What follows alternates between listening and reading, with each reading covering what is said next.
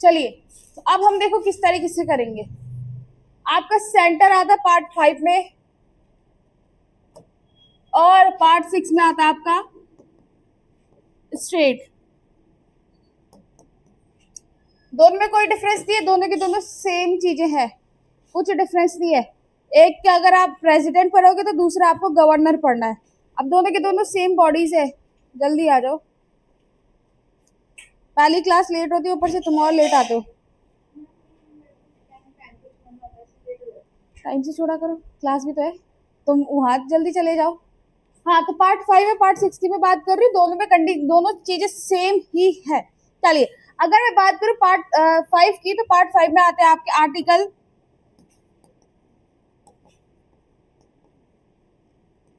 52 से लेके 151 तक आपको आर्टिकल इसमें पढ़ने हैं। आई बात समझ में? पार्ट 6 की बात करूं तो आर्टिकल लिखेंगे आप 152 से लेके 237 तक आपको इस वाले पार्ट में पढ़ने थे। पार्ट 6 और पार्ट 7 दोनों में एक साथ करवा रही हूँ, ताकि एक साथ जो है ये चीजें दोनों कंप्लीट हो सके, साथ ही साथ आपको ये पता चल सके कि हम जो है कैसी चीजें करने वाले हैं। तुम्हें लिखना नहीं है, तुम्हें सिर्फ यहाँ पे समझना है। जो चीजें मैं यहाँ पे लिखने के लिए बोलूंगी तुम्हें वो लिखना है, बाकी मैं आपको नोट्स दे दूंगी। इंग्लिश वालों को हैंड रिटन नोट्स मिल जाएंगे, हिंदी वालों को भी हैंड रिटन नोट्स मिल जाएंगे, ठीक है। चलिए, अब जो है यहाँ पे पार्ट 5 और पार्ट 6 की मैं बात कर रही हूँ, राइट।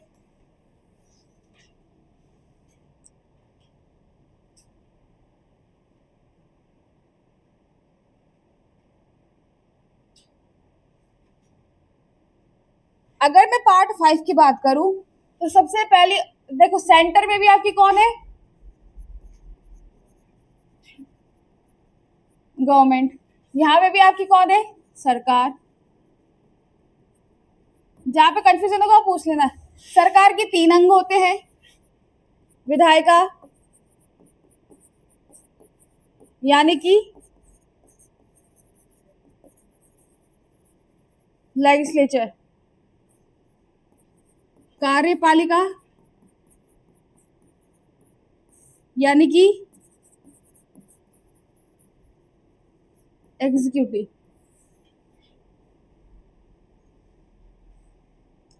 न्यायपालिका, जो भाई इंग्लिश वाले इंग्लिश में लिखो, हिंदी वाले हिंदी में लिखोगे, जुडिशरी। ये चीजें मैं समझा चुकी हूँ। लेजिस्लेचर का काम क्या होता है? टू फॉर्म लॉज यानी कि कानून का निर्माण, टू इम्प्लीमेंट लॉज, कानून का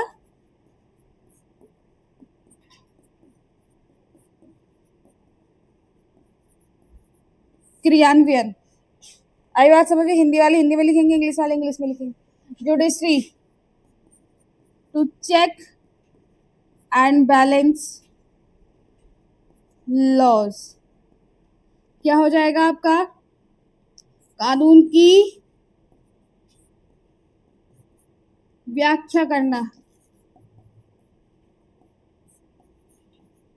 लिखो फटाफट, इसके आगे भी मैं लिखवाऊंगी। आई बात समझ में? लिखो, समझाओ भाई सपना को। सपना देखो, आपको दो अपनी पेज की नया फ्रेश पेज निकालो, फ्रेश पेज। इस पेज में नहीं लिखना, ऊपर से। हाँ, इस पेज के 2 पार्ट्स करो, एक तरफ पार्ट 5 लिखो, एक तरफ पार्ट 6 लिखो। पार्ट 5 में हम पढ़ रहे हैं आपके आर्टिकल 52 से 151 तक सेंटर, और पार्ट 6 में हम लिखेंगे स्ट्रेट आएगा आपका 152 से 237। सेंटर यानी कि केंद्र, केंद्र को हम पढ़ेंगे, और स्टेट मतलब राज्यों को हम पढ़ेंगे, राज्य। आई बात समझ में? चलिए, इतना लिखा। अलग अलग कराया होगा, लेकिन मैं एक साथ करवा रही हूँ, रिवीजन हो जाएगा। इतनी समझ में आई? अगर मैं बात करूं तो सेम चीजें यहाँ भी हो जाएंगी। यहाँ क्या लिखेंगे हम? सरकार की। अब मैं इसको इरेज कर रही हूँ, इतना लिख दिया। अनुदीप, इतना लिख दिया आपने। चलो ठीक है, इसको मैं इतना इरेज कर रही हूँ। अब ये पूरा नहीं हुआ है। अगर मैं स्टेट की बात करूं, स्टेट या फिर स्टेट लेजिस्लेटिव,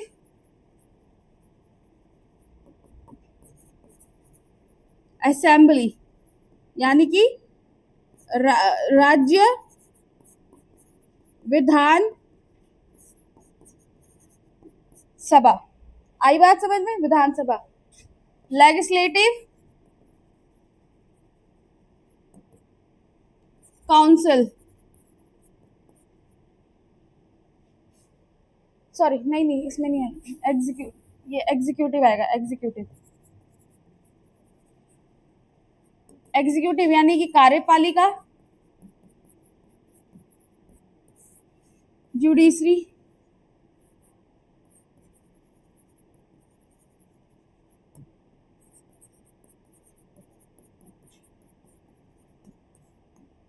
सेम लिख दोगे। स्टेट लेजिस्लेटर का काम क्या होता है, लेजिस्लेटिव असेंबली का काम क्या होता है? कानून बनाना, कानून का क्रियान्वयन करना और न्याय देना, मतलब व्याख्या करना। लिख दो फटाफट से, रिवीजन हो जाएगा। लिखो फटाफट से, लिखो लिखो लिखो लिखो। टू फॉर्म लॉज, कानून निर्माण करना।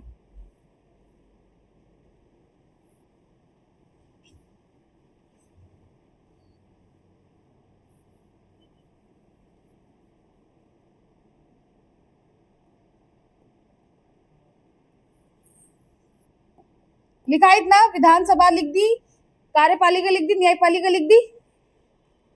चलो अब विधायिका, विधायिका मतलब कानून बनाना। कानून कौन बनाता है? तो विधायिका के नीचे लिखेंगे, यानी कि आपने जो ये लिखा है ना, कौन सा है ये? लेजिस्लेचर। इसके नीचे लिखेंगे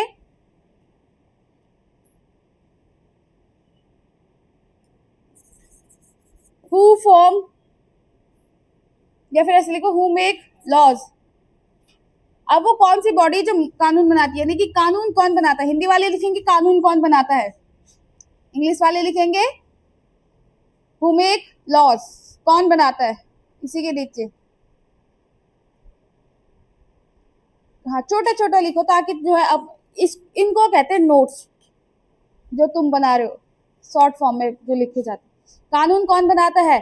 कानून कौन बनाता है भाई? आपकी पार्लियामेंट, संसद। अब संसद के भी अगेन कितने फॉर्म्स हो जाएंगे? लोकसभा, राज्यसभा, प्रेसिडेंट। बस लोकसभा, राज्यसभा, प्रेसिडेंट।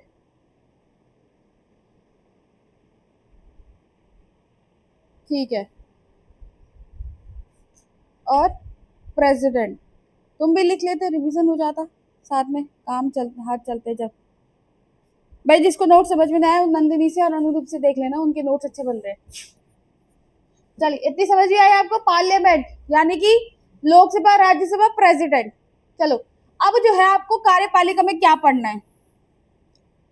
अब जो है कार्यपालिका में आप क्या पढ़ेंगे? अगर सेंटर के पर्सपेक्टिव में देखा जाए, सेंटर के पर्सपेक्टिव में देखा जाए तो कौन आपकी कार्यपालिका के पार्ट होंगे, यानी कि एग्जीक्यूटिव के पार्ट कौन होंगे भाई?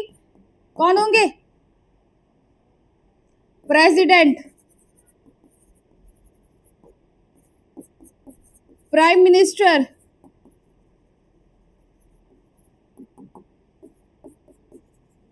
काउंसिल ऑफ मिनिस्टर,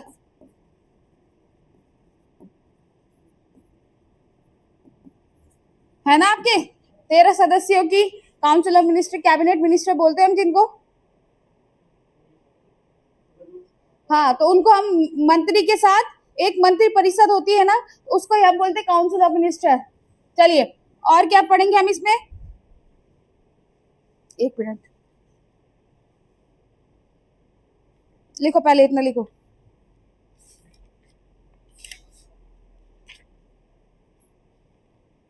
किसी को कोई डाउट आ रहा है यहाँ पे?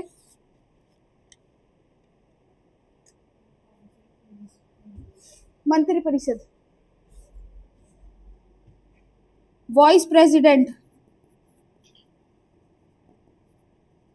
वाइस प्रेसिडेंट यानी कि उपराष्ट्रपति, उपराष्ट्रपति। तीसरा लिखेंगे आप महान्यायवादी, महान्यायवादी। और महान्यायवादी को कहते हैं आपका अटॉर्नी जनरल।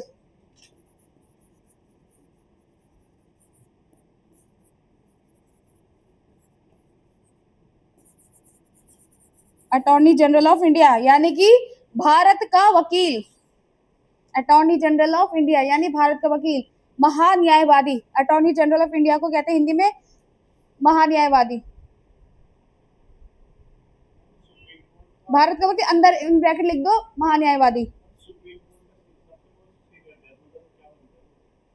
सीजीआई जज अलग होता है, और जज के सामने जो भारत के लिए आपने देखा होगा ना वकील होते हैं जो, तो जैसे आपने केशवानंद भारती बनाम भारत केरल राज्य देखा होगा, या फिर यूनियन ऑफ इंडिया देखा होगा। इस तरीके से भारत के प्रति अगर मान लो आपने जो है इंडिया पे कोई केस किया, तो इंडिया के पर्सपेक्टिव से भी तो कोई केस लड़ेगा, तो जो व्यक्ति इंडिया के लिए केस लड़ेगा उसको बोलते हैं भारत का वकील, वो होता है आपका महान्यायवादी। आपका वकील तो एडवोकेट हो गया, लेकिन जो भारत का महान्यायवादी होता है, भारत का वकील होता है, उसको कहते हैं advocate, attorney general of India. ऐसे राज्यों का भी होता है जिसको हम हिंदी में बोलते हैं महाधिवक्ता। महाधिवक्ता हिंदी में कहते हैं स्टेट्स के लिए। चलो इतना समझ में आया, तो ये सारी चीजें पढ़नी है आपको एग्जीक्यूटिव में। अब जो है आपका नेक्स्ट बॉडी बचती है आपकी न्यायपालिका ना। न्यायपालिका में क्या पढ़ना हमें, न्यायपालिका में लिखेंगे यानी कि जुडिशरी वाले पोर्शन में लिखेंगे आप supreme court, CJI chief justice of India, बस इतना लिखो, सुप्रीम कोर्ट और CJI chief justice of India. अच्छा एग्जीक्यूटिव जहाँ पे लिखा ना कार्यपालिका, वहां पे एक सीएजी भी डाल दो, कैग।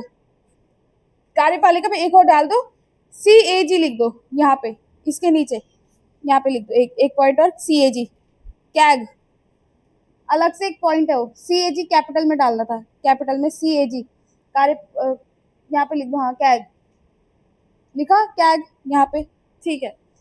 कैग यानी कि comptroller and auditor general of India. जब बजट बनता है और उस बजट बनने के बाद कोई एक बॉडी होती है जो आपके उस बजट की समीक्षा करती, रिव्यू करता है कि भाई ये जो बजट इतना हमने जो अलग अलग क्षेत्र में डिवाइड किया है उस जगह इसका प्रयोग ठीक से हो रहा है या नहीं, तो उसकी रिपोर्ट बनाता है आपका CAG, CAG comptroller and auditor general of India, जो अपने रिपोर्ट को कहाँ प्रस्तुत करता है, लोकसभा में प्रस्तुत करता है, प्रधानमंत्री के समक्ष प्रस्तुत करता है। आई बात समझ।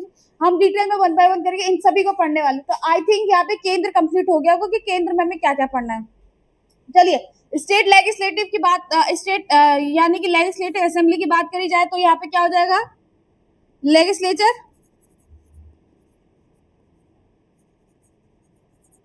असेंबली यानी कि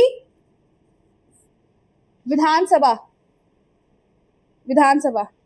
फिर लेजिस्लेटिव, लेजिस्लेटिव काउंसिल यानी कि विधान परिषद। पहला विधानसभा, हाँ नीचे लिखो विधान परिषद, जरूरी नहीं कि ऐसे जो है तीर बनानी है, तुम नीचे भी लिख सकते हो, लिखा। तीसरा लिखोगे राज्यपाल, गवर्नर, तीसरा गवर्नर, तीसरा आ जाएगा आपका गवर्नर यानी कि राज्यपाल। तो जैसे आपने यहाँ पे लोकसभा, राज्यसभा, प्रेसिडेंट पढ़ा, वैसे यहाँ पे भी विधानसभा, विधान परिषद और लेजिस्लेटिव पढ़नी है। आई बात समझ में, सॉरी गवर्नर पढ़ना है। अब जो है यहाँ पे आप लोग आ जाओ कार्यपालिका में, तो कार्यपालिका में आपने लिखा प्रेसिडेंट, तो यहाँ क्या लिखोगे, गवर्नर लिखो, यहाँ पे गवर्नर। इस साइड आपने लिखा प्राइम मिनिस्टर, तो इस साइड क्या लिखोगे, चीफ मिनिस्टर। उस साइड आपने क्या लिखा, मंत्री परिषद, तो इधर भी काउंसिल ऑफ मिनिस्टर। हालांकि काउंसिल ऑफ मिनिस्टर हमें पढ़नी नहीं है, लेकिन हमें ये देखना है कि बनती कैसे और कौन कौन होते हैं इसमें मेंबर, काउंसिल ऑफ मिनिस्टर। और क्या लिखा आपने, वाइस प्रेसिडेंट उत्तराखंड में नहीं होगा, स्टेट्स में वाइस प्रेसिडेंट नहीं होता है, क्योंकि वाइस प्रेसिडेंट आपका कहाँ का होता है, राज्यसभा का मेंबर होता है, राज्यसभा का चेयरपर्सन होता है, तो वाइस प्रेसिडेंट नहीं। तो बस ये फिलहाल इसमें इतना ही लिखो। अब यहाँ पे न्यायपालिका में क्या आ जाएगा आपका, क्या आ जाएगा भाई इधर, हाई कोर्ट और हाई कोर्ट का जज। हाई कोर्ट के जज के लिए सीजीआई यूज मत करना, सीजीआई सिर्फ और सिर्फ सुप्रीम कोर्ट का है। तुम्हें क्लियर हो रहा है कि हमें पढ़ना कैसे, हाँ। मैं 2 चैप्टर्स को एक साथ कंबाइन करके करवा रही हूँ आपको, ताकि आपको ना चीजें समझ में आती रहे। इधर दिया, नंदनी, अनुदीप और ये पीछे क्या नाम है, नवीन, इधर सपना, सरस्वती, तुम्हें समझ में आ रहा है? तुम तो लिख लेते साथ में तो रिवीजन हो जाता तुम्हारा। तो समझ में आ रहा है हमने कैसे पढ़ना है? अभी मैंने सिर्फ आपको ये लिखा है कि हमने पार्ट 5 में क्या पढ़ना है और पार्ट 6 में क्या पढ़ना। पार्ट 5 में मैंने हम आपको बताया Lok Sabha, Rajya Sabha, president, prime minister, council of minister, ये तमाम आपकी जो बॉडीज होती है ये कैसी आपकी सेंट्रल लेवल पे काम करती है ना, और स्टेट लेवल पे मैंने पार्ट 6 में बताया आपको। आई बात समझ? चलिए अब हम वन बाय वन करके इनके आर्टिकल्स की ओर मूव करते हैं, राइट? चलिए तो नेक्स्ट पेज डाल दीजिए और आर्टिकल तुम चाहो तो इसी के नीचे से लिख सकते हो। अब यहाँ से आपका चैप्टर स्टार्ट हो गया है, तुम इसी के नीचे से भी डाल सकते हो।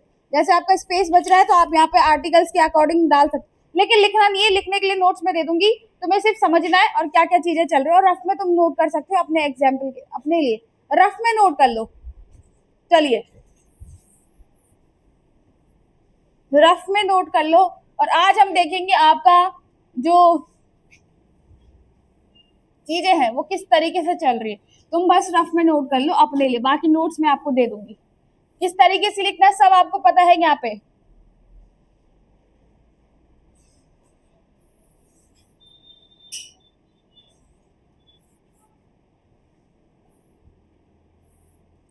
सबसे पहले जो बॉडी आती है आपकी कार्यपालिका में, देखो हम जो है इसकी स्टार्टिंग ना कार्यपालिका से करेंगे, एग्जीक्यूटिव से करेंगे, क्योंकि जो आपकी कॉन्स्टिट्यूशन है उसमें सबसे पहले आपको प्रेसिडेंट का जिक्र दे रखा है। आर्टिकल 52 में आपको प्रेसिडेंट बताया हुआ है, तो जब प्रेसिडेंट बताया तो इसका मतलब आपकी यहाँ से कार्यपालिका स्टार्ट होती है। तो सबसे पहले हमने क्या पढ़ना है, एग्जीक्यूटिव में पढ़ना है, और ये सब छोड़ा, सबसे पहले मेन बॉडी आपकी जो है प्रेसिडेंट है, यानी कि राष्ट्रपति, राज्यपाल यानी कि गवर्नर। उत्तराखंड का प्रेसिडेंट सॉरी उत्तराखंड का गवर्नर कौन है? लेफ्टिनेंट गुरमीत सिंह। भारत का राष्ट्रपति कौन है? द्रौपदी मुर्मू। तो द्रौपदी मुर्मू को और गुरमीत सिंह को सामने रखो अपने सामने, कि भाई गुरमीत सिंह का एक राज्य में राज्यपाल होने के नाते क्या कर्तव्य है, और जो राष्ट्रपति है, प्रेसिडेंट है, द्रौपदी मुर्मू के एक राष्ट्रपति के रूप में क्या कर्तव्य है, बस। और दोनों को एक साथ कंबाइन करके चलो क्या क्या चीज है, बस इतना कुछ नहीं करना तुम्हें। देखो सबसे पहली बात करी जाए तो प्रेसिडेंट क्या होता है? हेड ऑफ द नेशन, यानी कि राष्ट्र का प्रमुख, आपका जो देश है उस सभी का प्रमुख है, सबसे बड़ा। First citizen of state, not particular India लेकिन स्टेट, जो आपका देश है उसका सबसे पहला नागरिक अगर कोई है तो वो आपका प्रेसिडेंट है। आई बात समझ में? हेड ऑफ द मिलिट्री, यानी आपके पास जल सेना है, थल सेना है और वायु सेना है, इन सभी का जो प्रमुख चीफ कमांडर है, सबसे बड़ा जो कमांडर है वो कौन है? आपका राष्ट्रपति। आई बात समझ में? और नेक्स्ट में बात करूं, head of the executive, head of the executive, head of the executive मतलब कि कार्यपालिका का सबसे बड़ा प्रमुख अधिकारी। कार्यपालिका का सबसे प्रमुख अधिकारी मतलब कैसे, कि जितने भी आपके IAS PCS अधिकारी, इन सब पे अधिकार, सबसे बड़ा सीनियर मोस्ट व्यक्ति कौन है? प्रेसिडेंट। ये IAS PCS अधिकारी जो होते हैं वो सब किसके अंडर आते हैं? प्रेसिडेंट के अंदर आते हैं। कल को आप SDM DSP बनते हो तो आप किसके अंडर आओगे? गवर्नर के। क्योंकि आप SDM वगैरह बनते हो, आप राज्य के अधिकारी बनते हो तो आप किसके अंडर आओगे? गवर्नर के।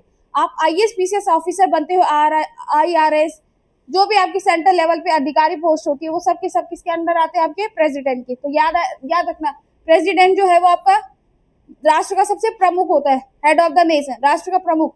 फर्स्ट सिटीजन, पहला नागरिक होता है। दूसरा हेड ऑफ द मिलिट्री, आपके पास तीनों प्रकार की सेना, उन तीनों प्रकार की सेनाओं का चीफ होता है। नवीन पानी पियो।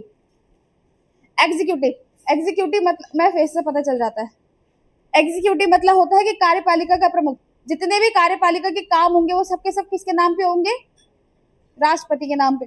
इन शॉर्ट अगर देखा जाए तो राष्ट्रपति ने स्वयं से बोला प्रधानमंत्री को, मतलब इस तरीके से मान के चलो कि राष्ट्रपति ने खुद से अपनी सारी जो शक्तियां किसको दे दी, पीएम को, प्रधानमंत्री को, कि भाई मेरे नाम पे तुम क्या करो, शासन करो। अगर आज की डेट पे प्रधानमंत्री कहीं दूसरी जगह जाते हैं तो ऐसे ही नहीं चले जाते कि भाई मुंह उठाया और चल दिए, वो किसी ना किसी एक डॉक्यूमेंट के पर्पज से जाते हैं। उस डॉक्यूमेंट में जब तक राष्ट्रपति के सिग्नेचर नहीं होंगे तब तक प्राइम मिनिस्टर नहीं जा सकते।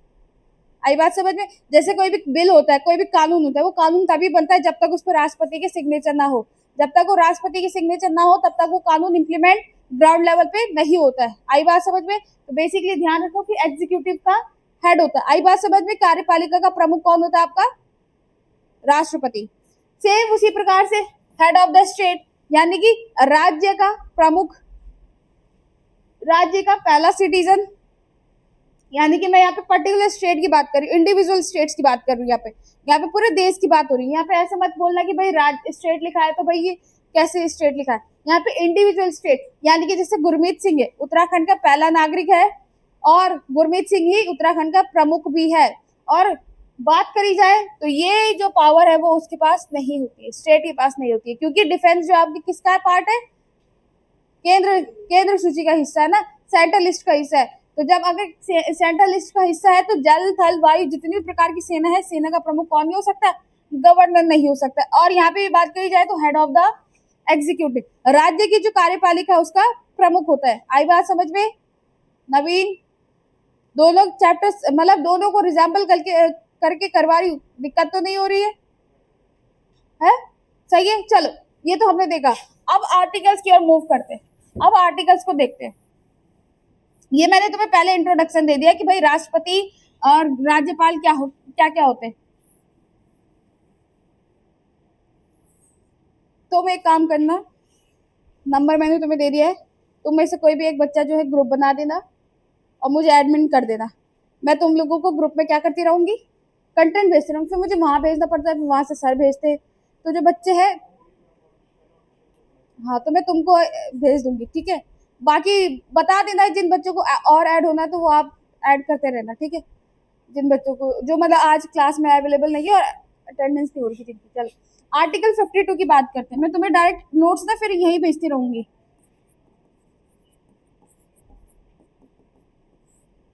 आर्टिकल 52, किसी को पता है आर्टिकल 52 क्या कहता है?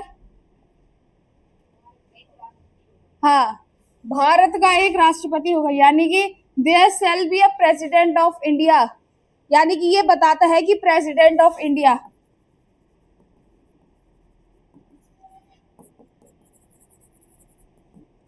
भारत का राष्ट्रपति का पद होगा। भाई जब राष्ट्रपति का पद होगा तभी तो राष्ट्रपति भी होगा। तो ये यहाँ पे आर्टिकल 52 अपने आप में कहता है कि प्रेसिडेंट ऑफ इंडिया, यानी कि there shall be a president of India. आई बात समझ में कि भारत का एक राष्ट्रपति हो गया,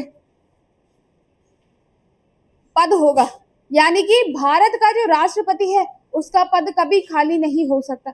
अब एक पॉइंट और है कि यहाँ पे ये तो मैंने लिख दिया कि भारत का राष्ट्रपति हो गया, यानी कि भारत का जो राष्ट्रपति है उसका पद एक होगा, है ना। यहाँ पे लिखा है India must always have a president, Bharat का एक राष्ट्रपति होगा। अगर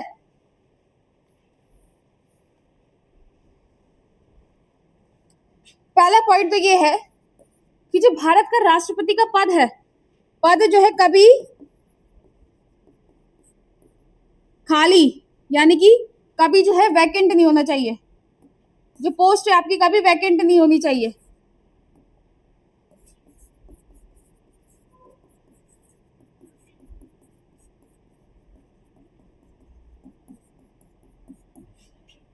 आपका राष्ट्रपति है, राष्ट्रपति तो होगा ही होगा, लेकिन इफ इन केस राष्ट्रपति का पद है और राष्ट्रपति अनुपस्थित है या राष्ट्रपति जो है नहीं है, राष्ट्रपति की आकस्मिक मृत्यु हो जाती है या फिर राष्ट्रपति को किसी कारणवश जो हमने उसके पद से हटा दिया है, तो यानी कि अगर राष्ट्रपति का, पहली बात तो ये है कि राष्ट्रपति का पद कभी खाली नहीं होगा। अगर पोस्ट है तो पोस्ट खाली नहीं होगी। अगर पोस्ट खाली हो जाए तो, हाँ अगर पोस्ट खाली हो जाए तो पहले तो नहीं होगा, अगर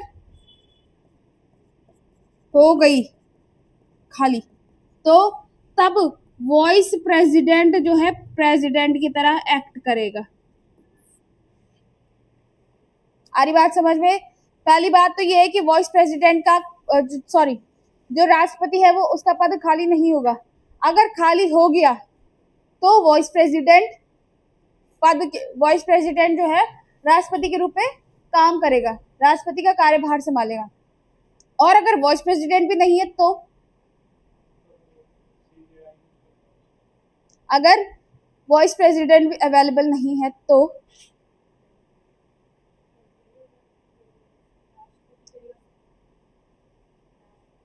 मैंने क्या कहा, राष्ट्रपति का पद खाली हो गया। अच्छा, प्रधानमंत्री, दो अलग अलग बॉडीज एक काम करने लग जाएंगी। तब जो होता है आपका सुप्रीम कोर्ट का CJI, chief justice of India will act as president.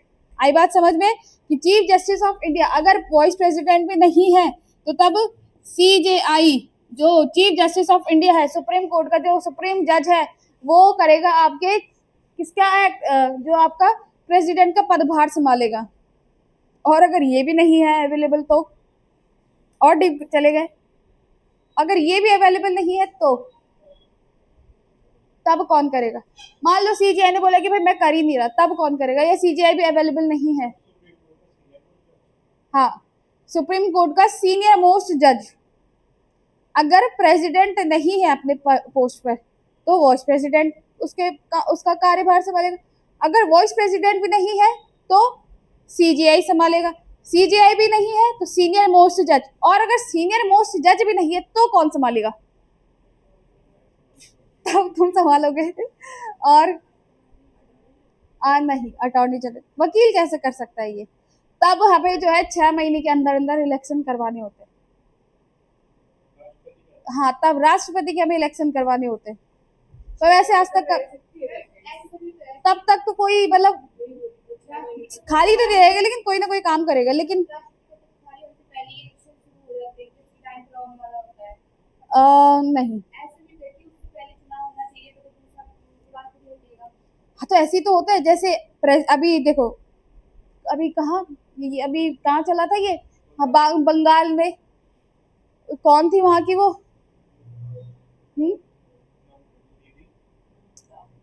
हाँ, ममता बनर्जी। उसने कहा कि मैं अपनी पोस्ट खाली करूंगी नहीं, मैं मुख्यमंत्री पद से इस्तीफा दूंगी नहीं।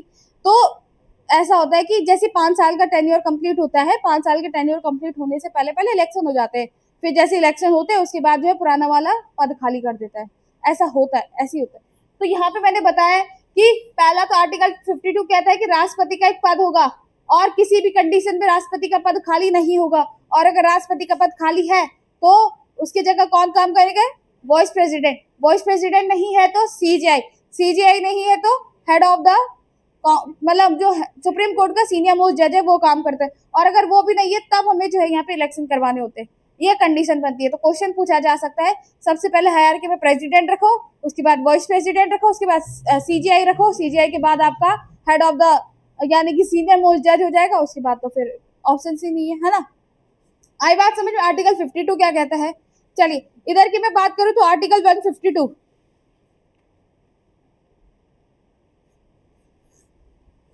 पहले तो यहाँ पे आर्टिकल 152 में आपकी डेफिनेशन दे रखी है, डेफिनेशन ऑफ स्टेट, यानी कि राज्य की परिभाषा। अभी तक तो हमने केंद्र की परिभाषा देखी थी ना, अभी हमने आर्टिकल 12 में और 36 में हमने सिर्फ क्या देखा था? केंद्र की परिभाषा। यहाँ पे राज्य की परिभाषा देखिए, राज्य की परिभाषा यानी कि राज्य का विधानसभा, Vidhan Parishad, governor, CM, council of ministers और जो हेड हाई कोर्ट, ये तमाम जो आपकी बॉडीज है वो सब के सब किसमें आएगी? डेफिनेशन ऑफ स्टेट में। जैसे हमने आर्टिकल 12 और 36 में पढ़ी थी ना, वैसी हमने ये डेफिनेशन यहाँ पढ़नी, किसके पर्सपेक्टिव में? स्टेट के पर्सपेक्टिव में। अब जो आर्टिकल 153 कहता है,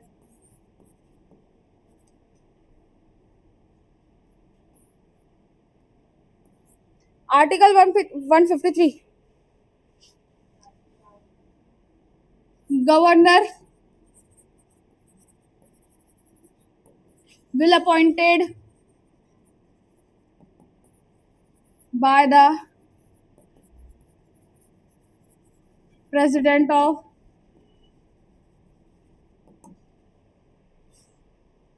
गवर्नर्स को, अभी देखो, अभी आप आर्टिकल 54 और 55 में पढ़ेंगे कि जो आपका राष्ट्रपति उसका इलेक्शन कैसे होता है, किस तरीके से इलेक्शन पार्टिसिपेट किया जाता है। अब मैं बात करूं तो 153 के तहत जो आपके राज्य का राज्यपाल होता है, गवर्नर होता है, उसका इलेक्शन नहीं होता है। वो प्रेसिडेंट के द्वारा अलग अलग एरियाज में क्या किया जाता है, अपॉइंट किया जाता है। जैसे गुरमीत सिंह है, तो गुरमीत सिंह का जो है यहाँ पे क्या नहीं हुआ, इलेक्शन नहीं हुआ, उसको जो है,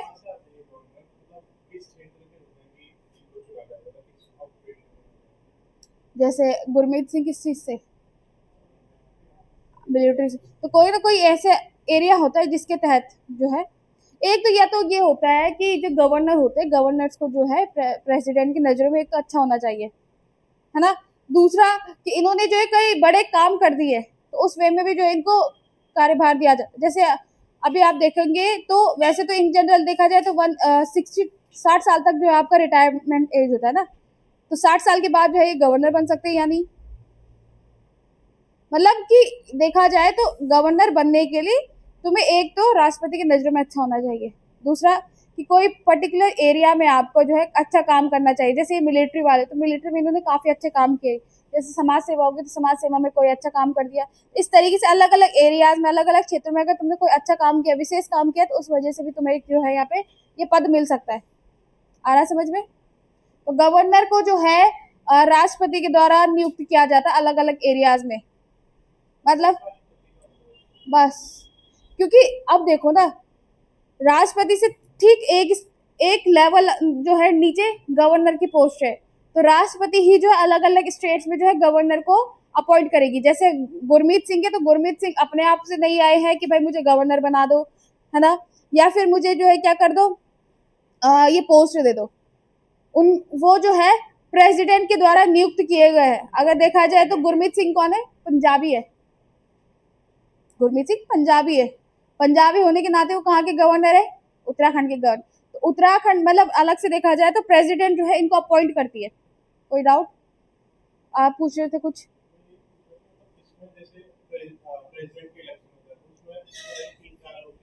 3-4 लोग नहीं चाहिए होते हैं इसमें, लोकसभा राज्यसभा चाहिए होती है, विधानसभाएं चाहिए होती है।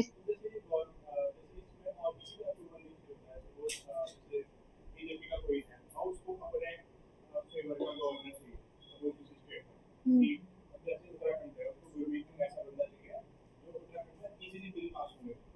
ऐसा है ना, गवर्नर और प्रेसिडेंट की पोस्ट जो है वो किसी भी दल की नहीं होनी चाहिए, वो निर्दलीय होने चाहिए। आप ये नहीं बोल सकते कि भाई आप अगर गवर्नर बने हो तो आप इस दल को प्रमोट करो। अभी आप जब देखोगे ना प्रेसिडेंट, इनकी योग्यता है कि भाई गवर्नर बनने के लिए क्या योग्यता है, इसमें एक योग्यता ये रहती है कि प्रेसिडेंट से वही बनेगा जो ना तो लोकसभा का मेंबर होगा ना राज्यसभा का मेंबर होगा। अगर लोकसभा राज्यसभा का मेंबर हो गया तो ये तो इजिली नॉमिनेट हो जाएगा। ये जो व्यक्ति है वो निर्दलीय होना चाहिए। कल को अगर मान लो बीजेपी सरकार है, मतलब मान लो कि बीजेपी प्रेसिडेंट जो है बीजेपी वाला है और सरकार कांग्रेस की है, कांग्रेस ने कोई बिल पास किया, करने देगा, कहीं ना कहीं अपने गुटबाजी चलेगी। हाँ, इसीलिए जो है गवर्नर और प्रेसिडेंट निर्दलीय होने चाहिए। आई बात समझ में। तो ये प्रोविजन किया गया है। चलिए आगे देखेंगे। तो फिलहाल 153 और 52 आर्टिकल समझ में आया दोनों।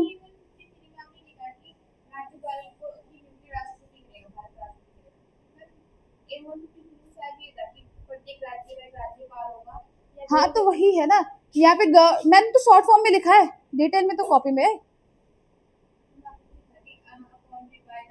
हाँ तो देखो, इसको मान के चल लो, ये भी लिख लो इसमें कि प्रत्येक राज्य क्या,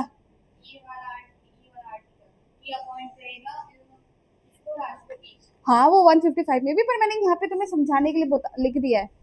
ऐसा मत कहो कि मैंने गलत लिखा। 155 में भी लिखोगे आप, लेकिन यहाँ पे मैंने लिख दिया कि मान लिख लो यहाँ पे कि प्रत्येक राज्य का राज्यपाल होगा।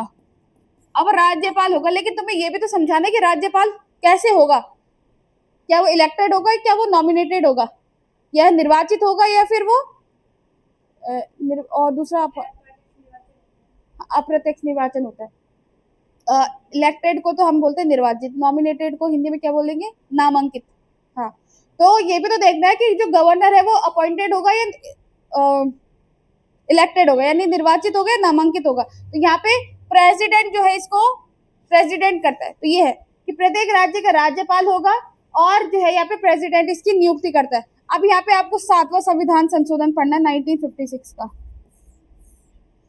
7th कॉन्स्टिट्यूशनल अमेंडमेंट एक्ट 1956 ये कहता है कि एक राज्यपाल एक से अधिक राज्यों का राज्यपाल हो सकता है। एग्जाम्पल मान लो कि हरियाणा चंडीगढ़ का एक गवर्नर हो सकता है, उत्तराखंड हिमाचल का एक गवर्नर हो सकता है। तो 7th कॉन्स्टिट्यूशनल अमेंडमेंट एक्ट 1956 ये कहता है कि गवर्नर जो है वो एक से अधिक यानी कि एक या तो दो राज्यों का गवर्नर हो सकता है। आई बात समझ में? कंफ्यूजन तो नहीं हो रहा है? प्रेसिडेंट और गवर्नर दोनों एक साथ करवा रही हूँ। दो से अधिक का तो अभी तक हुआ नहीं है, लेकिन प्रोविजन है कि एक साथ अगर ज्यादा 3-4 हो जाएंगे तो फिर संभाल नहीं पाएगा। हाँ, वो डिपेंड करता है कि स्टेट बहुत छोटे छोटे, लेकिन स्टेट इतने छोटे नहीं है, इंडिया में इतने छोटे छोटे स्टेट्स नहीं है। आई बात समझ में? जैसे अंडमान निकोबार का और जो आपका इधर एक और स्टेट है, मुझे याद नहीं आ रहा है, वहां का गवर्नर एक ही है। तो ऐसा हो सकता है, प्रोविजन है कि एक गवर्नर जो है वो एक से दो राज्य का भी हो सकता है, जैसे नहीं कि पर्टिकुलर एक राज्य का हो। हाँ, दिल्ली जो आपका क्या है, यूटी है, वहाँ प्रेसिडेंट होगा और यूटी में वहाँ प्रेसिडेंट होगा और देखा जाए तो विधानसभा होगी। तो दिल्ली और पुडुचेरी एक्सेप्शनल केसेस है जहाँ यूटीज होने के नाते उनके पास अपनी विधानसभाएं भी हैं, और अगर विधानसभा है तो इनके पास अपने अपने गवर्नर प्रेसिडेंट सब होगा। तो अभी देखना आगे हम पढ़ाएंगे आपको। तो अभी एक काम करो मैं कि आपको प्रेसिडेंट एक साथ कंप्लीट करवा दूं, फिर उसके बाद गवर्नर कराऊं, ये एक साथ ऐसे करके चलती रहूं? पहले प्रेसिडेंट करवा देती हूँ ना। चलो, आर्टिकल 52 समझ में आया? हाँ या ना में जवाब दो। आर्टिकल 52 समझ में आया? ठीक है, गवर्नर को मैं एक बार बाद में बात करते थे। चलिए, आर्टिकल नेक्स्ट कौन सा आपका 53।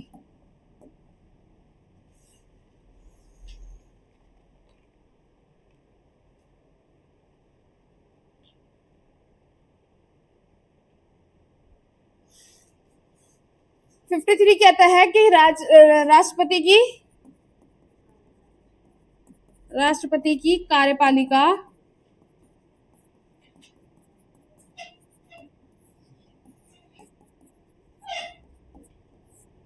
यानी कि क्या है आपका हेड ऑफ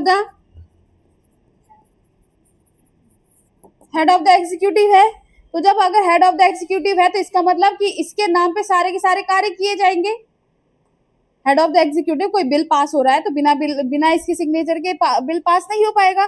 तो यानी कि मैंने आपको बताया कि अगर देखा जाए तो राष्ट्र का प्रमुख जो होता है आपका प्रेसिडेंट होता है, और वास्तविक प्रमुख जो होता है आपका रियल जो होता है, आपने जैसे मेडाइवल हिस्ट्री में पढ़ा होगा कि जो स्लेव डायनेस्टी है, स्लेव डायनेस्टी का जो फाउंडर है वो कौन है? कुतुबुद्दीन ऐबक। रियल फाउंडर कौन है? इल्तुतमिश। उसी प्रकार से आप यहाँ पे मान के चलो कि राष्ट्रपति जो है आपका क्या होता है? कार्यपालिका का प्रमुख। यानी कि इसने जो है अपनी सारी शक्ति किसको दे दी? प्रेसिडेंट को, प्राइम मिनिस्टर को दे दी कि भाई मेरे नाम पे तुम शासन करो।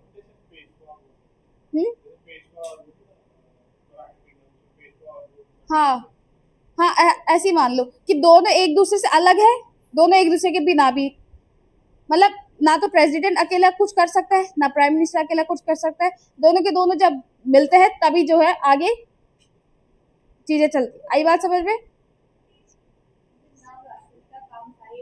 पीएम के है नाम, राष्ट्रपति, काम सारे पीएम के। तो यहाँ पे इसको मान के चलो कि हेड ऑफ द एग्जीक्यूटिव, बिना इसके जो है यहाँ पे कार्यपालिका के सारे काम जो है कौन किसके तहत होते हैं? राष्ट्रपति के तहत होते। और अगर बात करी जाए तो जरूरी नहीं कि राष्ट्रपति खुद ही जाके वहां पे काम करे। राष्ट्रपति या तो खुद कर सकते हैं या तो हिमसेल्फ या हरसेल्फ खुद कर सकता है, या फिर अपने किसी सबऑर्डिनेट के तहत। किसी अपने से नीचे अधिकारी के तहत जो है वो काम करवा सकता है। तो याद रखना कि आर्टिकल 53 कहता है कि राष्ट्रपति के कार्यपालिका शक्ति, एग्जीक्यूटिव पावर ऑफ प्रेसिडेंट। आई बात समझ में? All executive actions of the central government are taken in the names of the president. सारे के सारे जो कार्यपालिका के काम होंगे वो किसके तहत होते हैं, किसके नाम पे होते हैं? राष्ट्रपति के नाम पे होते हैं। बस इतना याद रखो। Article 54 election of president. अब आर्टिकल 54, आर्टिकल 55 इंपॉर्टेंट, 54 और 55 इंपॉर्टेंट। आर्टिकल 54 कहता है कि इलेक्टोरल कॉलेज मतलब क्या होता है? निर्वाचक मंडल क्या होता है?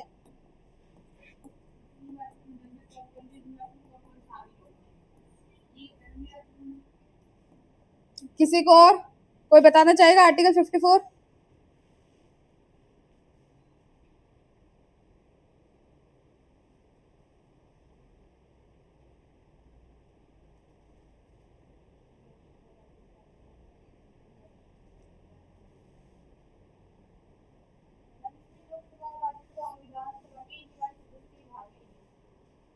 तो अब देखो आर्टिकल 54 में बोलेंगे हम election of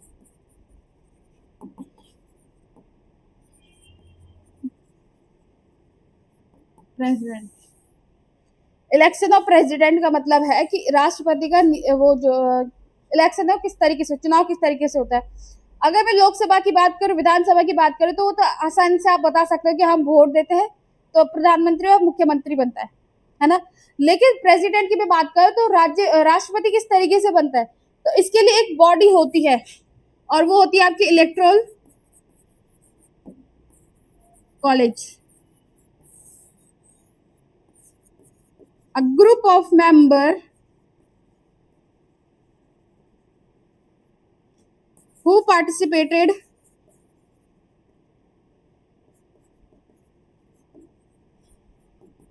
in the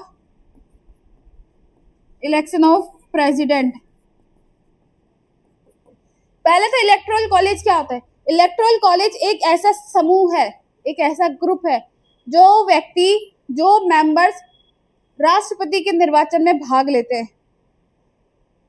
group of members who participate in the election of president. आप लोग नहीं देते हो प्रेसिडेंट में, है ना।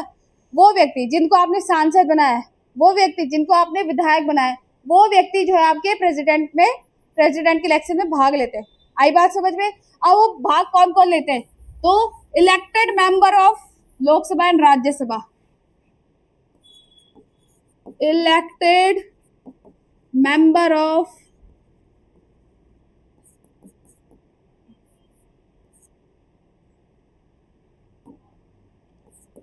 लोकसभा एंड राज्यसभा। इलेक्टेड की मैं बात कर रही हूँ। लोकसभा राज्यसभा में नॉमिनेटेड व्यक्ति भी होते हैं, नॉमिनेटेड व्यक्ति भी होते हैं। नॉमिनेटेड की मैं बात करूं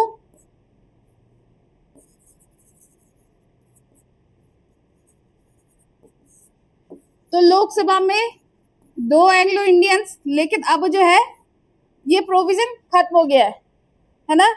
अब प्रोविजन खत्म हो गया। राज्यसभा में 12 सदस्य जो कहां से लिए जाते हैं? LASSA, यानी कि लिटरेचर, आर्ट एंड कल्चर, समाज सेवा, इस तरीके से जो 12 सदस्य होते हैं वो इन क्षेत्रों से लिए जाते हैं। तो ध्यान रखना आपकी लोकसभा, अभी लिखो मत, लोकसभा राज्यसभा में 2 प्रकार के लोग होते हैं, एक इलेक्टेड होते हैं और एक नॉमिनेटेड होते। इलेक्टेड जिनको आपने एमपीज बनाया है, जिनको आपने सांसद बनाया है, ठीक है। नॉमिनेटेड जो होते हैं आपके राष्ट्रपति के द्वारा नामांकित किया जाता है, राष्ट्रपति जो है उनको नामांकित करते हैं। 2 एंग्लो इंडियंस, आपको पता है भारत में अंग्रेजों ने शासन किया था, तो कुछ ऐसे ही बच्चे रहे होंगे जो अंग्रेजों और भारतीयों के मिक्सचर रहे होंगे, तो उनको हमने क्या बोला? Anglo Indians. हालांकि अब एंग्लो इंडियंस का प्रोविजन जो है समाप्त हो गया है, क्योंकि अंग्रेजों को गए हुए कई साल हो गए, है ना। तो अब जो है एंग्लो इंडियंस का प्रोविजन समाप्त हो गया। अब जो है लोकसभा में एंग्लो इंडियंस नहीं है, लेकिन एंग्लो इंडियंस को किसी जमाने में राष्ट्रपति नॉमिनेट करता था। और राज्यसभा में 12 मेंबर्स होते हैं, 12 सदस्य होते हैं, जो कि लिटरेचर हो गया, समाज सेवा हो गया, आर्ट एंड कल्चर हो गया, इस तरीके से 12 सदस्यों को नामांकित किया जाता है राष्ट्रपति के द्वारा।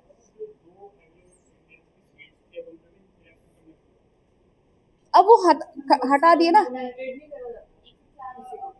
हाँ, अब नॉमिनेटेड नहीं है लोकसभा में, ठीक है, अब लोकसभा में नॉमिनेटेड नहीं है, सिर्फ और सिर्फ राज्यसभा में नॉमिनेटेड। आई बात समझ में?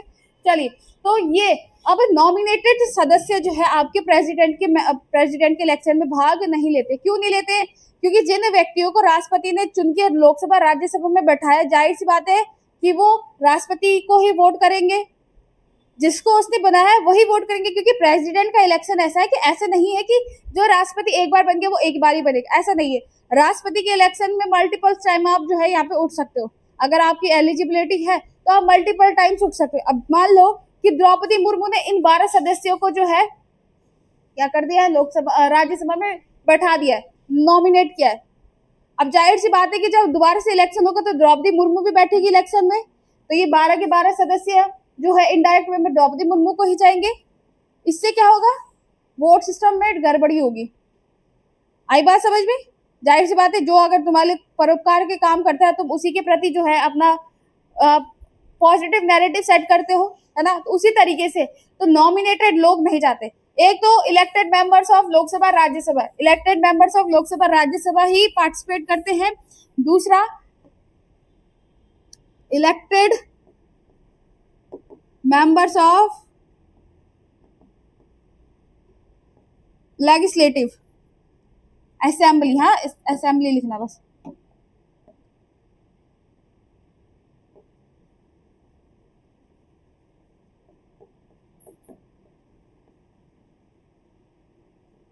यानी सिर्फ और सिर्फ विधानसभाएं जो है पार्टिसिपेट करती हैं। विधानसभा, विधान परिषद इसमें फिर पार्टिसिपेट नहीं करती है। विधान परिषद, नवीन फोन मत चलाओ। विधान परिषदें पार्टिसिपेट क्यों नहीं करती? लेजिस्लेटिव काउंसिल्स क्यों पार्टिसिपेट नहीं करती है? हाँ बोलो। नहीं, मैं विधान परिषद बोल रही हूँ। हाँ हाँ, विधान परिषद हर स्टेट में नहीं है, जैसे उत्तराखंड में नहीं है, हिमाचल में नहीं है। तो जो छोटे छोटे एरियाज होते हैं उन एरियाज में विधान परिषदें नहीं है। तो इसलिए बोला है कि जितने भी जिन राज्यों में भी विधान परिषदें है, स्टेट लेजिस्लेटिव काउंसिल्स है, वो पार्टिसिपेट करेंगी ही नहीं। यहाँ पे वोट जो है ऊपर नीचे हो जाएगा ना, क्योंकि पॉपुलेशन के अकॉर्डिंग ही तो वहाँ पे हम वोट, अब देखेंगे हम फॉर्मूला क्या यूज होता है कि किस तरीके से एक एमपी और एमएलए का वोट काउंट होता है। आई बात समझ में?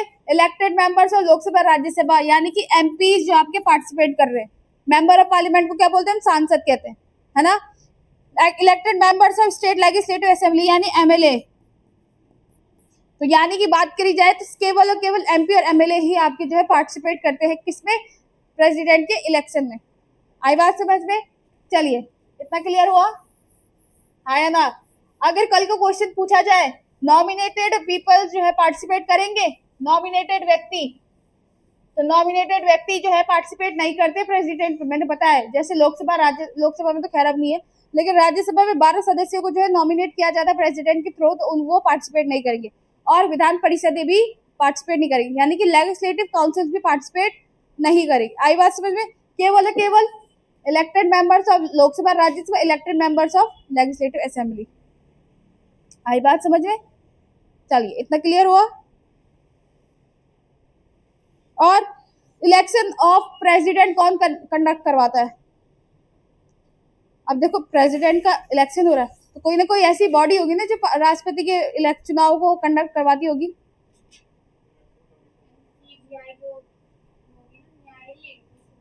सीजीआई नहीं, सीजीआई बहुत डिफरेंट होगी। Election commission of India, Bharat का जो हिंदी में क्या बोलते हैं, चुनाव आयोग।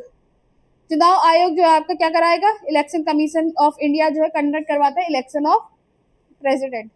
कोई ना कोई एक बॉडी होती है ना जो इलेक्शन को कंडक्ट कराएगी। चलिए, आई बात समझ में? आर्टिकल 54 क्लियर हुआ? क्या बोलता है आर्टिकल 54? राष्ट्रपति का निर्वाचन, कौन कौन होंगे राष्ट्रपति के निर्वाचन में?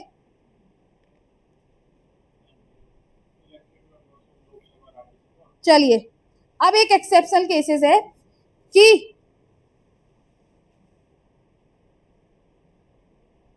एक तो हमने देखा elected member of Lok Sabha Rajya Sabha, दूसरा हमने देखा स्टेट लेजिस्लेटिव।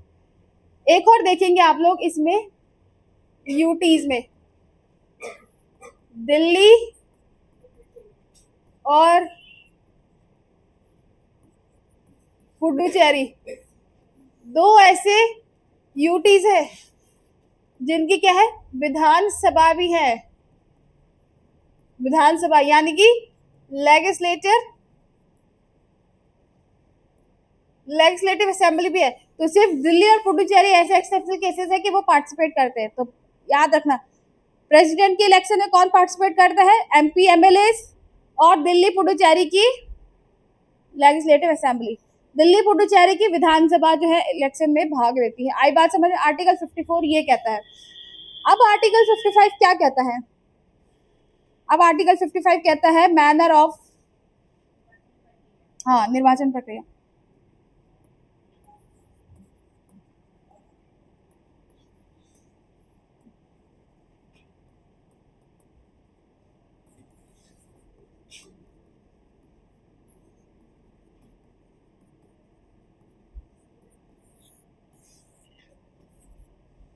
होता है आपका single transferable vote system.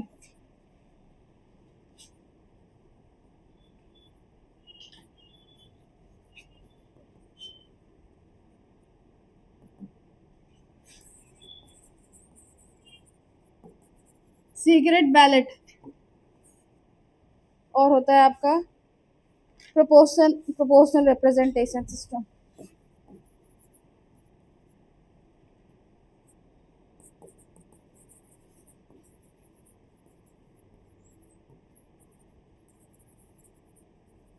Proportional representation system सबसे ज्यादा क्वेश्चन पूछा जाता है यहां से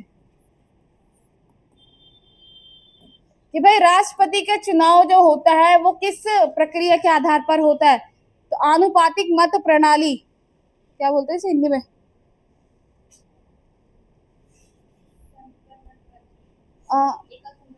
हाँ, अप्रत्यक्ष चुनाव प्रणाली, अप्रत्यक्ष चुनाव एकल संक्रमणीय मत प्रणाली हिंदी में कहते हैं।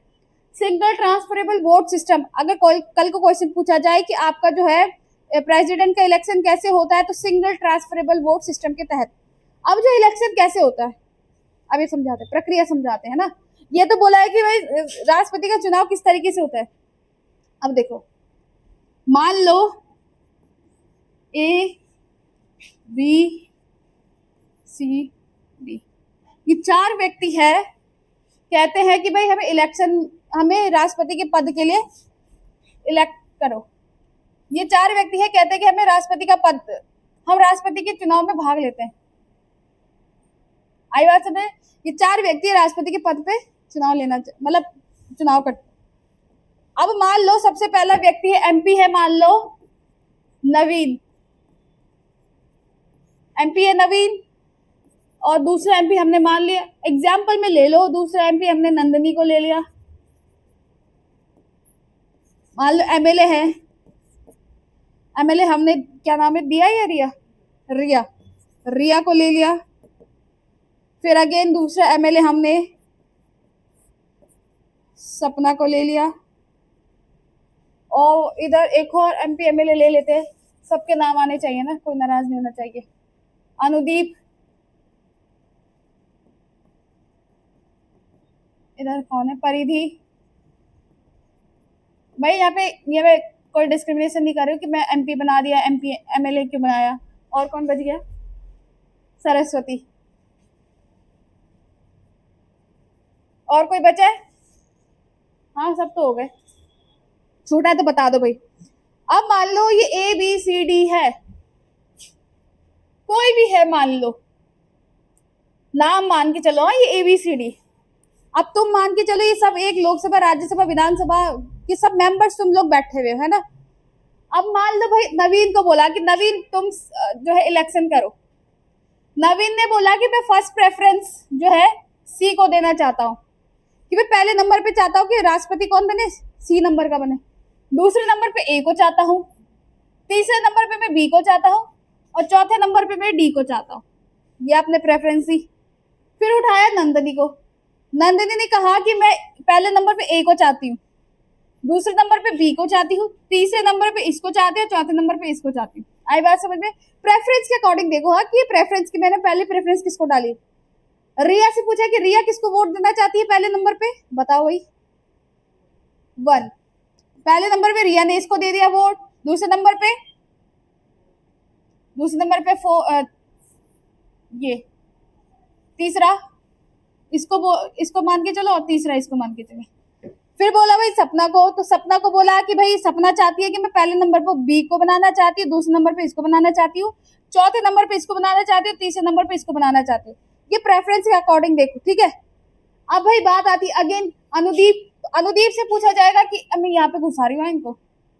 अनुदीप से पूछा कि अनुदीप भाई बताओ कि तुम किस अकॉर्डिंग जो है प्रेफरेंस देना चाहोगे। तो अनुदीप ने दोबारा बोला कि भाई मैं ए को पहले नंबर पे प्रेफरेंस देना चाहता हूँ, इसको भी दूसरे पे, तीसरे और चौथे पे इसको। फिर परिधि से पूछा तो परिधि ने भी बोला कि भाई इसको पहले नंबर पे बनाना चाहती हूँ, दूसरे, तीसरे और चौथे पे। आई बात समझ। फिर सरस्वती से पूछा तो सरस्वती ने कहा कि भाई मैं इसको पहले नंबर पे बनाना चाहती हूँ, दूसरे नंबर पे, तीसरे नंबर पे और चौथे नंबर पे। इस तरीके से आपका इलेक्शन होता है। यानी कि जितने भी मेंबर्स होते हैं लोकसभा में, मतलब इलेक्शन कमीशन जो जितने भी लोगों को यहाँ पे बैठाया गया, मैंने जितने भी लोगों को बैठाया गया, तुमने कहा कि हम इस तरीके से जो इलेक्शन में इस तरीके से चाहते हैं। अब यहाँ पे काउंटिंग होगी। काउंटिंग कैसे होगी? काउंटिंग होगी। अब यहाँ पे ए बी सी डी, भाई गिनो ए को कितने वोट पड़े। ए को पहले नंबर पे प्रेफरेंस कौन देना चाहती है? 1 2 3 4। यानी कि फर्स्ट नंबर की मैं बात करूं तो ए को 4 वोट मिले हुए पहले नंबर पे। बी की बात करी जाए तो बी को कितने नंबर की वोट मिले? बी को एक वोट मिला है। सी को 1 2, डी को 1 भी नहीं, तो जीता कौन? ए। तो आपका ए बन गया भाई राष्ट्रपति। आई बात समझ में? ए बन गया आपका राष्ट्रपति। इक्वल होते तो कोटा मिलता है। जब यहाँ पे इक्वल होता है, मान लो कि बी को भी 4 मिल जाते तो यहाँ पे फिर कोटा मिलता है। कोटा के प्रेफरेंस में जो पहले जीत गया। आई बात समझ में? हाँ, रिजर्वेशन मान, कोटा मतलब रिजर्वेशन बोलो।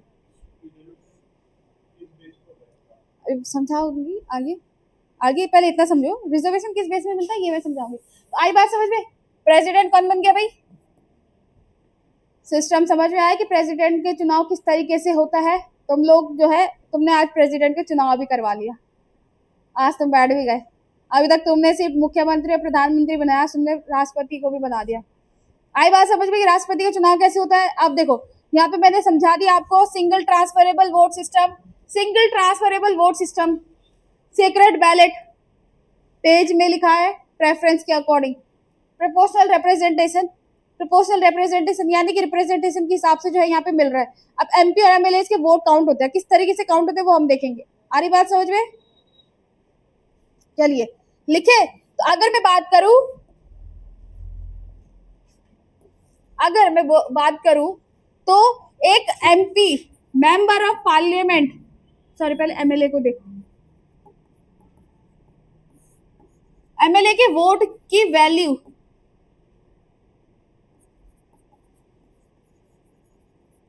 एमएलए की वोट की वैल्यू कितनी होती है? तो लिखा भी है, फॉर्मूला इंपॉर्टेंट नहीं है लेकिन पढ़ लेना, आ जाता है। पॉपुलेशन ऑफ स्टेट देखो 1/1000, पॉपुलेशन ऑफ स्टेट अपॉन में नंबर ऑफ, एक एमएलए की वोट की कीमत इतनी होती है। मान लो उत्तराखंड का कोई एमएलए, उसने वोट किया 1/1000 इंटू पॉपुलेशन कितनी मान के चले भाई, कितनी हमारी 1 करोड़ के आसपास है। अब तो खैर ज्यादा हो गई हो, लेकिन 1 CR ही मानते हैं। 1 करोड़ में कितने जीरो आते भाई?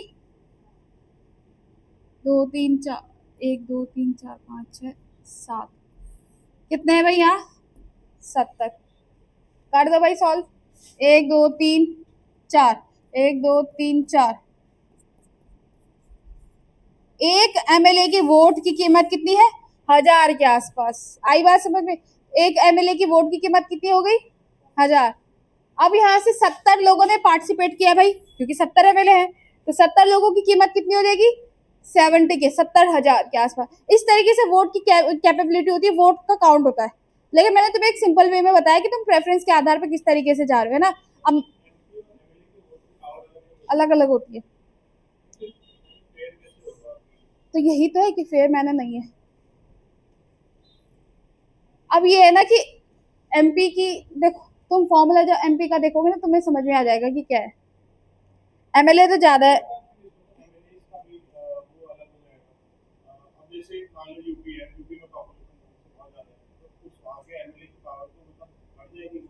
अभी देखो ना कि एमपी की पावर, एमपी का फॉर्मूला क्या है, वहां से तुम्हें समझ में आएगा कि बैलेंस कैसे होती है चीजें। एमएलए का समझ में आए, एमएलए का फॉर्मूला ये फॉर्मूला, इस फॉर्मूले के तहत आपकी एक एमएलए की वोट काउंट होती है। आ रही बात समझ में, समझ में आ रहा है आपको। आगे सबसे फ्रंट पे बैठे हो नंदनी, तुम ही से पूछ रही हो, आंसर तो तुम दे देने हो, परिधि भी एकदम मुझे ऐसा लग रहा है कि नींद में बैठी हुई है। चलो अब एमपी के वोट की काउंट देखते हैं। एमपी का वोट का जो फॉर्मूला होता है, total value of total MLA, total value of MLA, यानी कि देश के अंदर जितने एमएलए उन सभी की वैल्यू अपॉन में आ जाएगा आपका टोटल एमपी। हो गया बैलेंस, क्योंकि एमएलए की वैल्यू ज्यादा होती है हमारे पास, और एमपी हमारे पास कम है, तो बैलेंस हो जाता है यहाँ से। अब यहाँ पे ऐसा मत सोचना कि भाई पॉपुलेशन यहाँ से जो है ये ज्यादा हो रहे हैं और ये कम हो रहे हैं, तो ये भी देखो कि इस, अब देखो मुझे नहीं पता कि फॉर्मूला क्या है, लेकिन फॉर्मूले के अकॉर्डिंग है। अब वैल्यू, ये मुझे भी डाउट है कि वैल्यूज ऊपर नीचे होती है, लेकिन इस फॉर्मूले के तहत जो है यहाँ पे सब बैलेंस हो जाता है, क्योंकि हमारे पास टोटल नंबर ऑफ एमएलए, मान लो कि उत्तराखंड पूरे इंडिया में 1000 एमएलए है,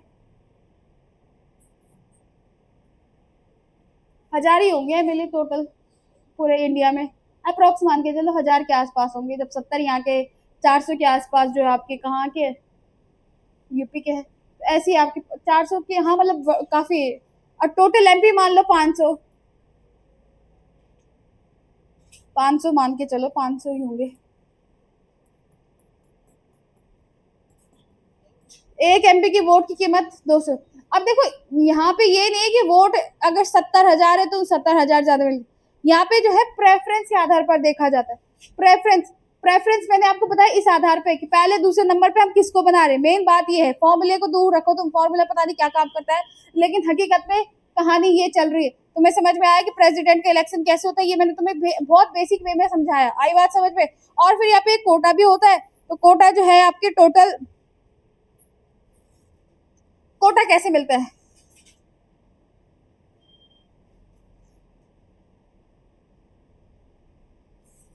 एक मिनट,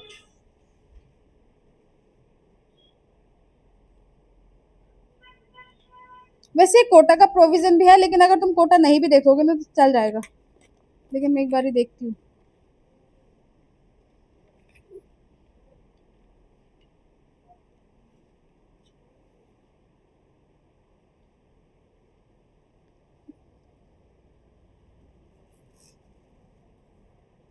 अब देखो बात करी जाए तो कोटा सबको मिलता है, रिजर्वेशन का क्राइटेरिया सबके लिए होता है, किसी पर्टिकुलर के लिए नहीं होता। यहाँ पे वोट इक्वल होते ही नहीं है, वोट इक्वल नहीं होते, क्योंकि यहाँ पे प्रेफरेंस के आधार पर होता है। तो कोटा जो है यहाँ पे मिलता है, कोटा का फॉर्मूला होता है टोटल वोट, ये कोटा का फॉर्मूला होता है, कोटा सबको मिलता है। इस कोटे के बाद जिसकी वैल्यू सबसे ज्यादा हो गई वो प्रेसिडेंट बनता है। ये रिजर्वेशन सबको मिलता है, एक मिनट पे चेक करती हूँ, एक बार में, एक मिनट मैं चेक करती हूँ।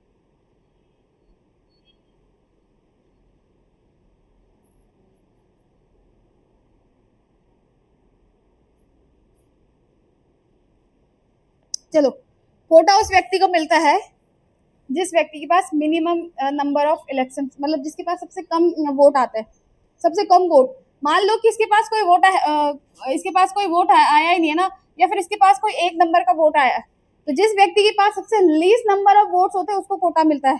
और वो कोटा जीतने के बाद भी, कोटा मिलने के बाद जो है उसकी वैल्यू थोड़ा इंक्रीज हो जाती है, ताकि वो बिल्कुल जो नीचे लेवल पे था वो थोड़ा ऊपर आ जाए। तो कोटा जो है उसको मिलता है जो सबसे, जिसके पास सबसे कम वोट होंगे। आई बात समझ में? कोटा का फॉर्मूला होता है टोटल वोट अपॉन में 2+1, तो टोटल वोट 2 डिवाइडेड बाय, बन नहीं सकते लेकिन हम कोटा दे रहे हैं। रिजर्वेशन का एक क्राइटेरिया होता है ना कोई, तो क्राइटेरिया हमने दे दिया कि भाई जिसको सबसे कम वोट मिले उसको हमने रिजर्वेशन दे दिया। कहाँ मिलता है? हाँ, तो सबसे कम वोट मान लो डी के है, तो सबसे कम सबको कोटा किसको मिलेगा? डी को। और जो सबसे पहले, अब जैसे यहाँ पे ए जीता था ना, तो ए कौन बन गया आपका? राष्ट्रपति। तो ये समझ में आया कि राष्ट्रपति का चुनाव किस तरीके से होता है, फॉर्मूला क्या यूज होता है इसके लिए? आई बात समझ में? सबको समझ में आ गया? हाँ। अब सेम के लिए प्रोविजन होगा लेकिन दे नहीं रखा। नहीं, उपराष्ट्रपति अलग होता है, उपराष्ट्रपति का पद ही अलग है, तो वो चीज। लोकसभा स्पीकर अलग होता है।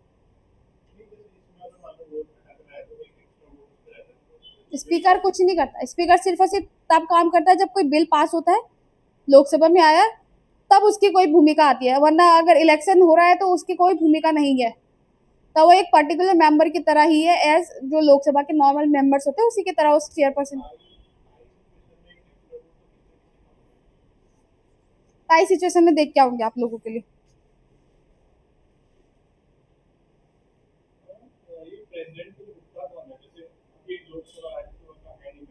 तुम भी उठ सकते हो।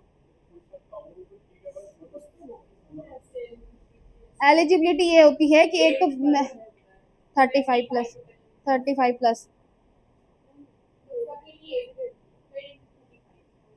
देखो, इलेक्शन राष्ट्रपति के इलेक्शन के तुम भी उठ सकते हो क्योंकि तुम भारतीय नागरिक हो। कंडीशन ये होनी चाहिए कि एक तो तुम पे सरकारी नौकरी नहीं होनी चाहिए। सरकारी नौकरी को बोला जाता है पोस्ट ऑफ प्रॉफिट, लाभ का पद बोलते हैं जिसको पोस्ट ऑफ प्रॉफिट बोलते हैं। कंडीशन ये है, एक तो तुम भारतीय नागरिक होने चाहिए हो, 35 वर्ष की आयु कंप्लीट होनी चाहिए, पोस्ट जो भी है तुम्हारे पास सरकारी नौकरी नहीं होनी चाहिए, और लोकसभा और राज्यसभा के मेंबर बनने के सदस्य, मेंबर होने के लायक ना हो। मतलब लोकसभा राज्यसभा का मेंबर नहीं होने चाहिए, लेकिन उठने को तो उठ भी सकते हो, लेकिन तुम्हारे पास कोई पॉपुलैरिटी है, किस बेसिस पे तुम्हें वहां जो है संसद के लोग तुम्हें इलेक्शन करेंगे, इलेक्ट करेंगे? कोई तुमने बड़ा काम किया होगा उस बेसिस पे। तो जैसे ट्राइब्स में आप अभी जो द्रौपदी मुर्मू ट्राइबल कम्युनिटी की है, उन्होंने अपनी ट्राइब के लिए कोई समाज सेवा में बड़ा काम किया होगा, कुछ अचीव किया होगा उन्होंने ट्राइबल कम्युनिटी के लिए, इसी बेसिस पे उनको प्रेसिडेंट का पोस्ट मिला। आई बात समझ में? तुम भी उठ सकते हो, मना नहीं है, तुम प्रधानमंत्री भी बन सकते हो, तुम विधायक भी बन सकते हो, तुम कुछ भी बन सकते हो, लेकिन कुछ ना कुछ काम तुमने अच्छा किया हो ग्राउंड लेवल पे। अब देखो जो कॉलेजेस लेवल पे है, कॉलेज लेवल से तुम्हारी असली राजनीति स्टार्ट हो जाती है। हाँ, हाँ, तो मैं बोलते रही हूँ कि तुम राज्यपाल राष्ट्रपति बन सकते हो, बट तुम्हारे पास एलिजिबिलिटी क्राइटेरिया है, और दूसरा तुमने कुछ अच्छा काम किया है जिससे तुम्हें मतलब कौन, लेकिन तुम्हारे पास कोई वो तो आएगा उसके बाद, वो जॉब हुई, लेकिन तुम्हारे पास एट प्रेजेंट टाइम पे सरकारी नौकरी नहीं होनी चाहिए। अगर तुम वहां चले गए, वो बोलने को तो सरकारी नौकरी होती है, लेकिन वो एक तरीके से जो राजनीति होती है वो समाज सेवा के लिए होती है, और वहां समाज सेवा नहीं अपनी सेवा ज्यादा होती है। वो बात अलग है कि तुम वहां चलेगा तो गवर्नमेंट पोस्ट होगी, लेकिन एट प्रेजेंट टाइम तुम सरकारी नौकरी नहीं हो, तुम सरकारी कर्मचारी नहीं होने चाहिए। सरकारी कर्मचारी हो तो तुम्हें उस पद से इस्तीफा देना पड़ेगा। हाँ, गवर्नर के लिए, हाँ, राष्ट्रपति के लिए सेम चीजें। और कोई डाउट पूछ लो, अभी भी यहीं पे ही हूं मैं। फिर उसके बाद आर्टिकल 56 की ओर मूव करते हैं। करे मूव 56? हाँ, है ना? आर्टिकल 56 की ओर मूव करते हैं। चलिए आर्टिकल 56 क्या आता है भाई, टेन्योर ऑफ, अब भाई राष्ट्रपति बन गया है, राष्ट्रपति का कार्यकाल भी होगा, तो कार्यकाल देखा जाए 5 साल का होता है।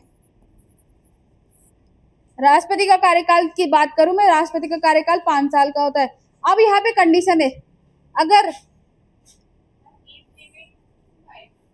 हाँ वैसे एज लिमिट नहीं होती है राष्ट्रपति के लिए, एज लिमिट का क्राइटेरिया प्रेसिडेंट के लिए कहाँ होती है, अगर एज लिमिट का क्राइटेरिया होता तो लिमिटेड ही बार जो इलेक्टेड होता। चेक करो एक बार, एज लिमिट होती है, मेरे ख्याल से नहीं होती है। अब देखो क्योंकि प्रेसिडेंट में ये होता है कि राष्ट्रपति का जो चुनाव हो रहा है उस पर ये होता है कि तुम नंबर ऑफ टाइम जो इलेक्ट हो सकते हो। अब जब नंबर ऑफ टाइम इलेक्ट हो सकते हो तो इसका मतलब वहां पे एज लिमिट नहीं है, नो मैक्सिमम एज लिमिट है, एज लिमिट दी नहीं है, नहीं है, क्योंकि कितनी बार भी उठ सकते हैं ना। आई बात समझ में। अब जैसे पीएम है, अगर पीएम के लिए अगर 65 प्लस एज लिमिट होती है तो फिर मोदी बनता ही नहीं ना दोबारा राष्ट्रपति।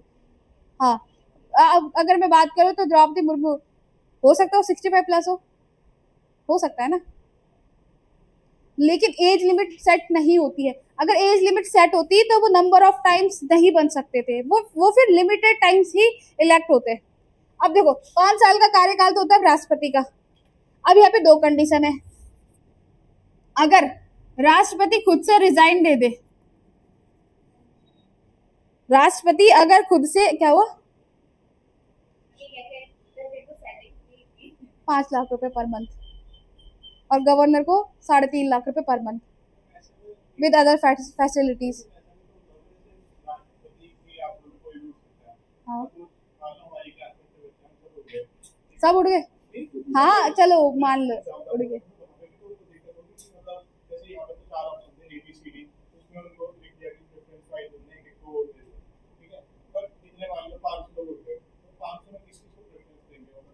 देते तो है, अभी तो मैंने यहाँ पे ये बोला है ना कि इस वे में, अब वो वहां की बात अंदर की बात क्या है पता हमें थोड़ी पता, हम तो मैंने एग्जाम्पल के रूप में बताया तुम्हें। लेकिन अगर तुम उठ रहे हो ना तुम्हें पहले 15,000 रुपये आरबीआई में जमा भी करने होंगे, कर देंगे। और अगर तुम राष्ट्रपति नहीं बने तो 15,000 रुपये तो जब्त हो गए। हर कोई भी नहीं उठता है ना, एक उसके अंदर भी तो अपनी एक तो हमने नॉर्मल योग्यता देख ली, अंदर होता है। अब उसमें भी ये होता है ना कि अभी जब हम देखेंगे ना तो 50 लोगों का नॉमिनेशन होना चाहिए, 50 लोगों के द्वारा जो है 50% जो है आप नहीं 50 मेंबर्स के द्वारा आपको नॉमिनेट किया जाना चाहिए, 50 मेंबर्स के द्वारा इलेक्टेड किया जाना चाहिए। तो नॉमिनेट और इलेक्टेड होने के लिए भी तो आपके पास कुछ क्राइटेरिया होना चाहिए, आप कुछ उन मंत्रियों के बीच में आपके उन मंत्रियों के मन में भी तो आपको कुछ ऐसी छवि बनानी है कि जिससे वो तुम्हें प्रेसिडेंट के पोस्ट के लिए नॉमिनेट करे, इलेक्ट करे। भाई लोकसभा और राज्यसभा के मेंबर्स के द्वारा ही जो है प्रेसिडेंट के पोस्ट के लिए जो है इन व्यक्ति को नॉमिनेट और इलेक्ट किया जाता है। आगे हम सारी चीजें देखेंगे, तुम बस अभी जो चीजें चल रही है उसको देखते रहो, आगे आपके 1 बाय 1 आर्टिकल जो आएंगे उसमें आपके सारे डाउट्स क्लियर हो जाएंगे। तब जब तुम्हारा प्रेसिडेंट कंप्लीट हो जाएगा उसके बाद पूछना मुझसे कोई डाउट होगा तो। अभी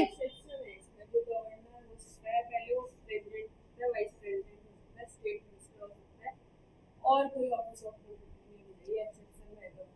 हो सकता है। अब जैसे मान लो कि कोई आईएएस अधिकारी कोई पीसीएस अधिकारी है, आफ्टर रिटायरमेंट वो क्या करेगा, उसने कोई अच्छा काम किया है, गवर्नर के पोस्ट के लिए उठ गए।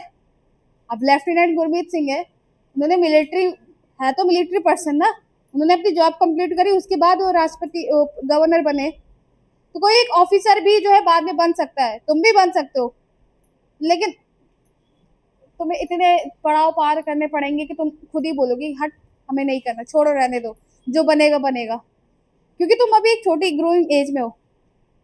35 प्लस करने के बाद अगर तुम राष्ट्रपति उपराष्ट्रपति या राष्ट्रपति के पद के लिए जाते भी हो तो उसके लिए फिर तुम्हें कंडीशंस होनी है ना। तुम भले मेंबर ऑफ लोकसभा राज्यसभा ना हो या विधानसभा ना हो, बट तुम्हें काम ऐसे करने कि तुम उनकी सुर्खियों में हो, समझ रहे हो, उनके नजरों में तुम्हारी एक अच्छी इमेज होनी चाहिए ताकि वो तुम्हें एक आगे आने वाले टाइम में प्रेसिडेंट देख सके। आ रहा समझ में। आर्टिकल 56 में बात करूं 5 साल का कार्यकाल होता है। अगर राष्ट्रपति को अपने 5 साल के कार्यकाल से पहले रिजाइन देना है तो रिजाइन किसको देगा, वाइस प्रेसिडेंट को, और वाइस प्रेसिडेंट लोकसभा को इन्फॉर्म करता है।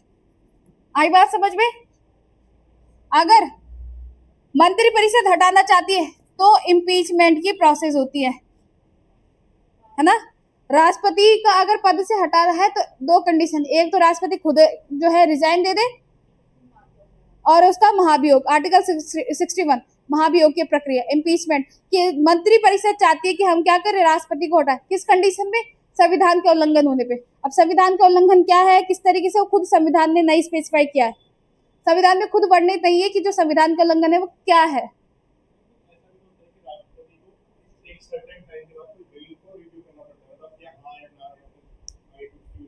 वो तो बात की बात है, वो वीटो पावर्स अलग है। वो राष्ट्रपति की अपनी इच्छा शक्ति है कि वो कोई बिल है, उस बिल को जो है दोबारा से पारित होने के लिए भेज दे, उसको पॉकेट वीटो कर दे, एब्सोल्यूट वीटो, जेबी वीटो। आपके पास राष्ट्रपति की 3 प्रकार की वीटो पावर्स होती है किसी भी बिल को लेके। अभी मैंने आज आपको राष्ट्रपति करवाया है, कल हमने गवर्नर भी करना है। नोट्स आपको भेज दूंगी, तुम सारा लिख के आ जाना। फिर मैं तुम्हें जितना अभी तक लिखा है उतना सब मैं लिखवा दूंगी, लिख देना। उसके बाद फिर यहाँ पे क्लास में 1 बाय 1 करके एक्सप्लेन करते रहूंगी। आ रही बात समझ में? अभी तक की क्लास में कोई डाउट? नवीन, अनुदीप, पीछे आगे सपना, है डाउट तो पूछ लो। है डाउट? चलिए नोट्स में भेज दूंगी, ग्रुप बना देना एक, फिर मैसेज कर देना। बाकी मैं सर से बात करती हूँ अभी, फिर मैं आप लोगों को इन्फॉर्म कर दूंगी। नंबर